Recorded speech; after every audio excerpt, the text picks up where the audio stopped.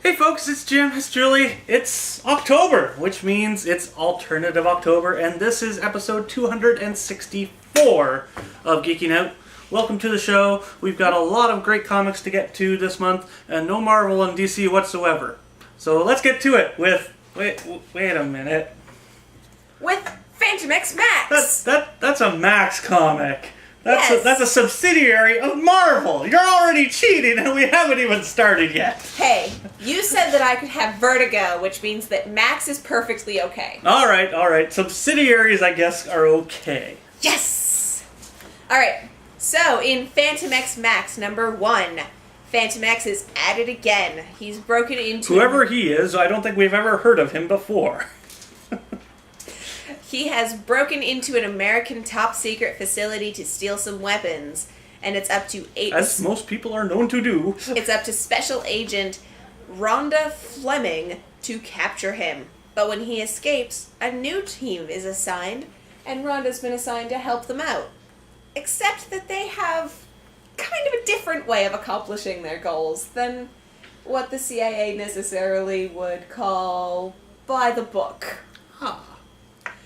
Alright guys, so this is a Max title, and if I had realized going into this that this was a Marvel Max title, I will admit that I probably would not have picked it up. However, that said, my big thing with the Max titles is that it's, maximum levels of violence and Gore all those, etc. all of those wonderful adult themes. That said, this book was fairly good. I really wasn't offended by anything. It was actually pretty tame compared to a lot of the Max titles. Yeah, it was really tame so far. It'll probably pick up. It looked like it was. It had a general, violence upward slope to the book, which was nice. I really enjoyed it. I really enjoyed the art, just because it was... Yeah, the art was very different. Yeah. looking. It's very different. It's got almost a... did you guys ever get the 3D where you had the red and blue glasses? Yeah. You know those books? Yeah. Stylistically, it was kind of almost 70s-ish style. But there were points where it felt like I was reading one of those. They didn't have the red and blue lines, but the background imaging, it was just a really different sort of art style, which is what I picked it up for, and it didn't let me down. It's kind I of enjoyed trippy. it. So. Yeah, and I'm really excited to see the number 2 because they're telling a really cool story in here. So, Fantomex Max number 1, check it out. Alright, next up, let's bring back a superhero who hasn't been seen in quite a long time. It's Sailor Moon. Yay! How did I get this one?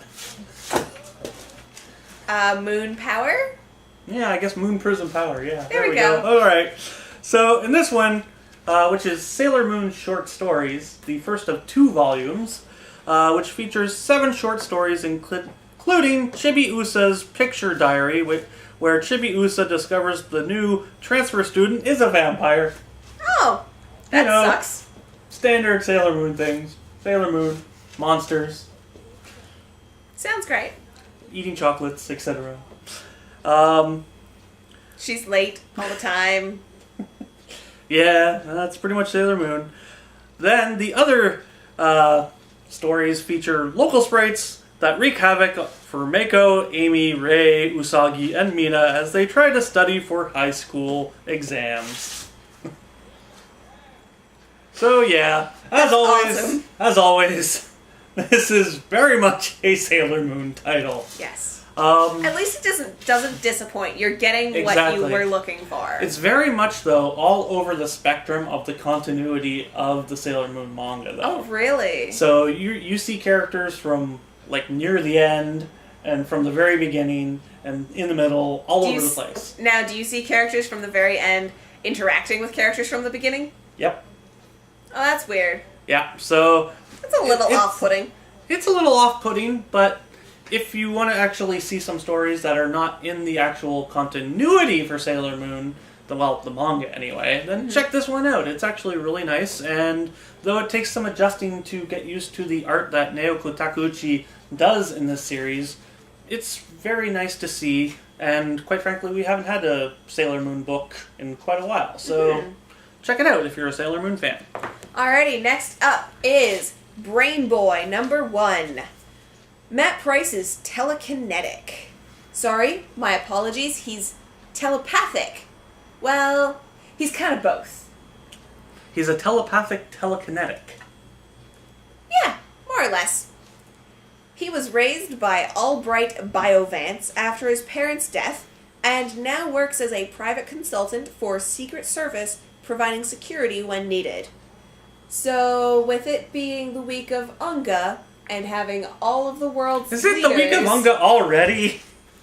And having all of the world's leaders in New York City, he has been called upon for his services. He gets to guard South American President... Give me one moment. This is why we write notes, Julie. I wasn't going to say it, and now I've decided that I am. Have no fears. So, the name isn't that important, but he gets to protect a South American president who was, voted in, as many of those presidents are. Yes, with guns and violence Yes. and murder. So, all seems well until somebody manages to capture the president, and it's up to Price to bring him back. I enjoyed the book. It had more of a twist and more going on in it than what I necessarily expected. I enjoyed that while Brian is a very developed... Matt is a very, very developed telepathic telekinetic. It seems as though he's never encountered anybody else with his particular gifts before. And so that he's all was, alone. Yeah, it was really interesting to see. I enjoyed the art. You can do a lot of drama with a character like that. Exactly. I loved the art. I loved the story. I loved the intrigue. So I think, guys, that you should check out Brain Boy. All right. Next up, we have Rat Queens, #1. And in this one, we follow the Rat Queens, a pack of booze-guzzling, death-dealing battle maidens, as they must rid a local cave of goblins. Of course! Other problems may stop their fun when an assassin and a troll show up. Uh-oh. Though the assassin won't be much of a danger, because the troll kind of smashes him into paste. Oh. But anyway... Well, at least the troll is on their side, sort of. Not. But anyway, let's get into this book, shall we? This was actually a lot of fun in the medieval fantasy style and sense. The characters are definitely not characters you should aspire to know or meet. That is for sure. But they are a lot of fun. They just seem to get a kick out of just being... What's the word? Bitches. Oh. It is a fun book. They just don't like really anyone, and they don't get along either. And yet they still have evolutions in character throughout this book. So that's good. It works. It really does. And it's fun. And that's really all you really need in a good fantasy story, is a lot of fun. And this really delivers in spades, so I recommend it. Check it out if you get a chance. I must say that I'm intrigued. I'm planning on reading this not for review for myself, because I was very intrigued by the art. The art is actually fantastic here. It's so pretty. It really is. I love their use of color, the way that they've shaded things. I really enjoyed the art. As a custom warning, common warning, it is very adult. So keep the kids away from that one. But however, I do recommend reading it. If your kids need a comic to read, Powerpuff we have something Girls just for them. 1. Yep.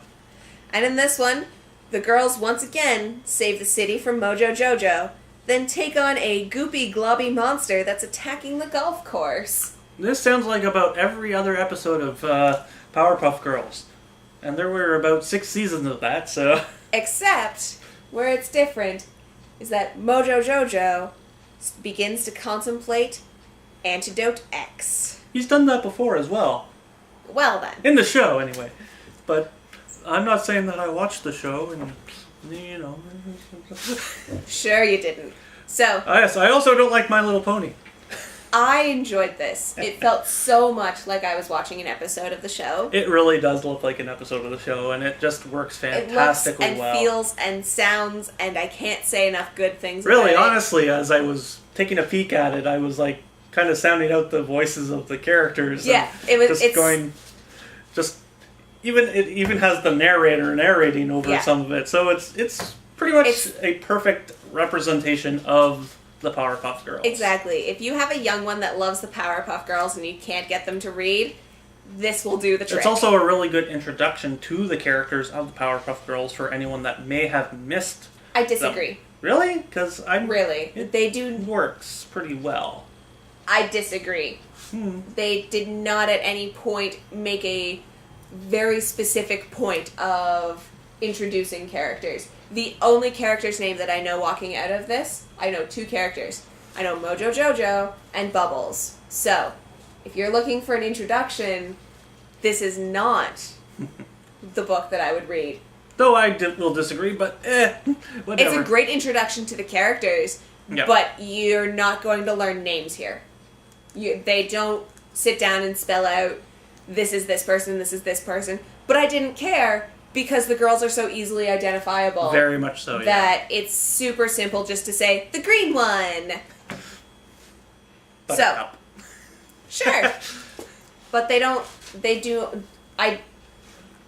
think that they do a good job of introducing us to the characters. Well, most of them are one-syllable words anyway, so it doesn't matter. There are 3 girls, one is Bubbles and the other is Buttercup.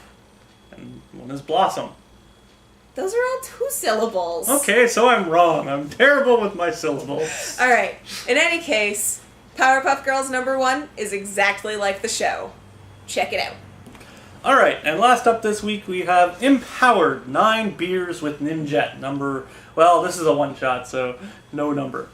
And as Ninjette drinks, we are told her history from her monstrous, drunk thug of a father, the ninja magic she's stolen and learned, and of course, swing dancing with the goddamn Maid Man. Okay. Yep. So, another fun Empowered special. This one is actually drawn by Adam Warren and Takashi Miyazawa, who I actually haven't not seen draw anything in quite a while, other than some stuff from Marvel. But it's really nice to see him actually doing something again, because I haven't seen him do anything in quite a long time. But this is probably the best stuff he's done since the very early days of Runaways. Wow. So I really enjoyed the artwork here. It really works with these characters, and going from an Adam Warren style to a Takashi Miyazawa style actually does work here. And it does gel a bit more for helping the characters grow.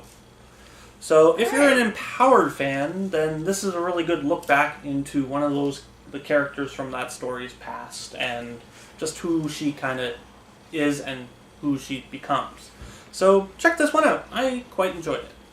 Alright, so that brings us to the close of our first week of Alternative October. If you have a book that you would like us to review this upcoming month, whether it's from last month or is upcoming, or from months in the past, then we'll do our best. We'll do our best. Just let us know what you want to see, and we'll do our best to review it. Alright, we will see you next week. Have a good one.